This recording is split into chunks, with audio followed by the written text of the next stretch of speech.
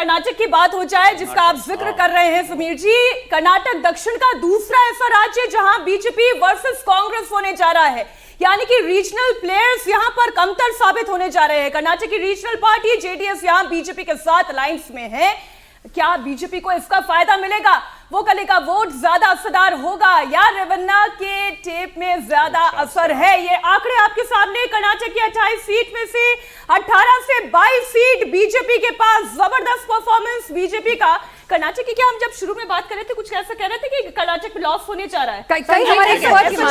ऐसा चर्चा लॉस तो हो ही रहा है, लॉस हो रहा है। देखिए मैं यहाँ पे क्लियर कर दूं, देखिए कांग्रेस का वैसे 7, 8, 10 सीटों पे लगभग फाइट में है कांग्रेस। यदि उनका जो गारंटीज है, जो उन्होंने बस फ्री किया, वो यदि चल जाता है तो शायद वो अपर लिमिट पे जा सकते हैं। हालांकि आप देखेंगे उनका जो स्ट्रांग होल्ड है, जो बैंगलोर रूरल की सीट है, पूरी गुंजाइश है कि बैंगलोर रूरल की सीट डीके शिव कुमार के भाई हार रहे हैं। डॉक्टर मतलब जो पूरा पोल मैनेज कर रहा है उन्हीं के भाई हार रहे हैं। बिल्कुल सही कह रहे हैं, बहुत पूरी गुंजाइश है। इनफैक्ट पूरी गुंजाइश ये भी है कि गुलबर्गा की सीट भी कांग्रेस हार सकती है वहां पे, क्योंकि दलित और लिंगायत के बीच में जो कुछ पिछले कुछ दिनों वहां पे जो फाइट हुआ था, कुछ बहुत ज्यादा प्रॉब्लम्स हुए थे, उसके वजह से देखिए वहां पे जो मल्लिकार्जुन खड़गे की सबसे बड़ी यूएसपी थी, वो अपने लिए लिंगायत और दलित दोनों वोट जुगाड़ करते थे। लेकिन ये सब जो प्रॉब्लम शुरू हुई उसके बाद लिंगायत पूरी तरह उनसे टूट गया। तो संभव है कि वो सीट फिर से एक बार, पिछली बार भी हार गए थे, संभव है कि फिर से इस बार वो सीट हार जाए। कर्नाटक वो राज्य जहां भारतीय जनता पार्टी को नुकसान होगा, ये ज्यादातर लोग प्रेडिक्ट कर रहे थे, नुकसान हो भी रहा है। लेकिन आप देखिए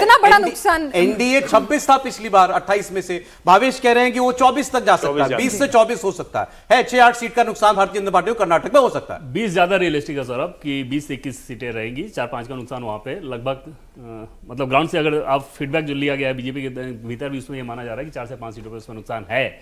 लेकिन विधानसभा चुनाव से जो इसे जोड़कर देख रहे थे, उनके लिए मुसीबत ये थी कि वो ये नहीं मान के चल रहे थे, ये नहीं समझ पा रहे थे कि विधानसभा चुनाव में लिंगायतों की नाराजगी चरम पे थी बीजेपी से। येदियुरप्पा के साथ जो ट्रीटमेंट किया गया था, भले ही येदियुरप्पा को आपने साथ रख लिया, लेकिन वो मैसेज नीचे तक था। कई बैठकों में, लिंगायतों की बैठक में येदियुरप्पा रोए थे, और उनके रोने के बाद उनके लोगों के भीतर क्या आक्रोश था समझा जा सकता है। तो विधानसभा में उसका असर हुआ था। इस बार येदियुरप्पा के बेटे प्रदेश अध्यक्ष है, तो येदियुरप्पा ने पूरी ताकत लगा रही थी, लिंगायतों ने एकदम थोक में वैसे ही वोट किया जैसा वो करते रहे। नरेंद्र मोदी विधानसभा चुनाव में भी उतने ही पॉपुलर थे। कई सारे लोग उस समय उनको चुनाव में मिलते थे जो ये कहते थे कि वोट कांग्रेस को देंगे, लेकिन जब लोकसभा की बारी आएगी तो मोदी को देंगे। तो ये दोनों फैक्टर मिल जाने के बाद नुकसान काफी कम हुआ, लेकिन 5 सीटों का नुकसान हुआ। अच्छा राहुल जी, आप अपना बता दीजिए। 18-22 देखिए मैं अभी भी मानता हूं कि कर्नाटक में जो है वो बीजेपी को नुकसान होगा, और 8 से 10 सीटें ऐसी है जो कि कर्नाटक में जो है वो कांग्रेस जीत के जाएगी। अब आप उसको रेवन्ना की असर कर लीजिए, क्योंकि 14 सीटें उस जो कांड था उसके बाद हुई थी, उसके बाद उसका इलेक्शन हुआ था।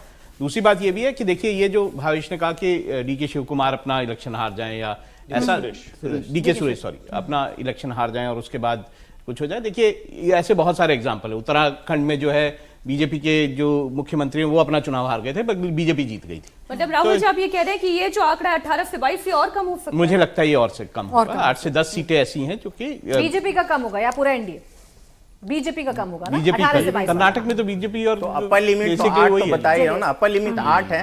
2-3 और सीटें जहां पे बहुत सारे क्लोज फाइट है, लेकिन बीजेपी के पास ये प्रज्वल रेवन्ना वाली सीट का क्या होगा? वहां पे एज है इनके साथ। शायद ये मामला उसके बाद आया था, उसके बाद वहां वोटिंग हुई थी। यहाँ दिल्ली में बैठे हुए लोगों के लिए नई बात है, लेकिन मैं कर्नाटक में बहुत काम करता हूं, तो मुझे पता 4-5 साल पहले कांग्रेस की मीटिंग में ये बात उठी थी कि इसको कब उठाया जाए, और जब ये मामला उठी थी तब कांग्रेस और जेडीएस का अलायंस था। तो इसीलिए ये बात सबको पता है कि ये सारा कब किसने क्या किया है, और इसके वजह से बहुत ज्यादा इसका इफेक्ट है कर्नाटक में। नीचे ओवरऑल टैली भी देख लीजिएगा आप लोग। 49 से 55 तक 70 सीटों का सर्वे आपके सामने रखा है अभी तक एग्जिट पोल का। 70 में से 49 से 55 एनडीए जाता हुआ फिलहाल दिखाई दे रहा है, 11 से 13 इंडिया गठबंधन को, 4 से 6 और दलों को या इंडिपेंडेंस। केरल की बात